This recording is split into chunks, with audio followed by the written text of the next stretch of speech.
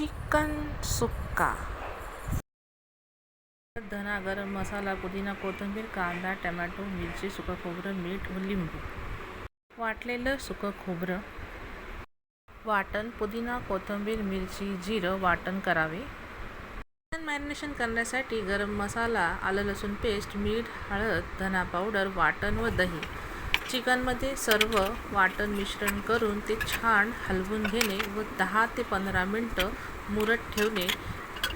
त्यानंतर त्यात तळलेला कांदा टाकून त्यावर झाकायचे. एका पॅनमध्ये 4 चमचे तेल घेऊन कांदा, टोमॅटो छान परतून लालसर झाल्यानंतर त्याच्यामध्ये खडा मसाला तसेच ते छान हलवून त्यात मिश्रण केलेलं चिकन चांगलं हलवावे व पाणी न टाकता त्याला वाफेवर शिजवणे.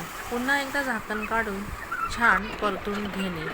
असे 2 वेळा करणे व त्यानंतर त्याच्यामध्ये सुकं खोबरं टाकून छान हलवणे व झाकण ठेवणे. तयार चिकन सुक्का खाण्यासाठी.